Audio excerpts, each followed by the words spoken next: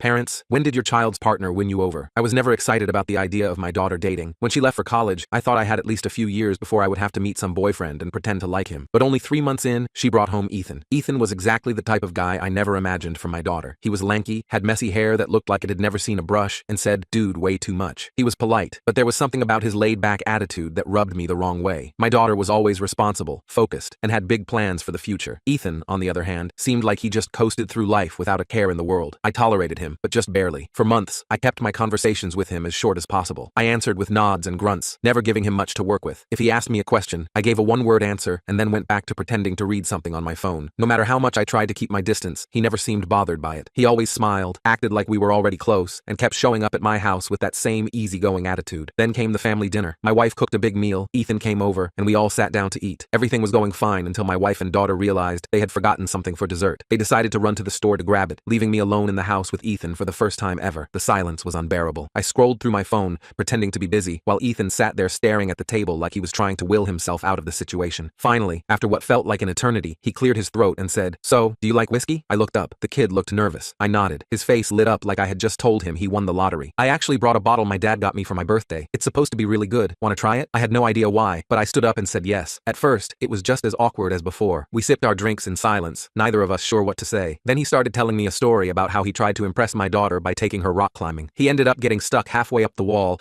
and had to be rescued by an instructor while she stood at the bottom laughing. I laughed too, a real laugh. I told him about the time I entered a chili eating contest to impress my wife when we were dating, only to throw up all over a state senator's shoes. One drink turned into two. Two turned into more than I could count. We started talking about everything: music, movies, embarrassing college stories. I found out Ethan was not as aimless as I thought. He had plans and was working towards starting his own business. He was not just carefree. He just chose not to stress over things he could not control. At some point, we got loud. We were laughing and shouting across the kitchen table. By the time my wife and daughter came back, we were completely drunk, singing along to an old rock song neither of us knew the words to. My wife looked completely unimpressed. My daughter stood in the doorway, staring at us like we had lost our minds. Ethan grinned at my wife and said, "Ma'am, I love your cooking." That was it. I lost it. That night changed everything. I stopped tolerating Ethan and actually started liking him. Now, he is like a second son to me. I still do not know exactly how it happened, but somehow, over a few drinks and a ridiculous conversation, he won me over. And honestly, I am glad he did.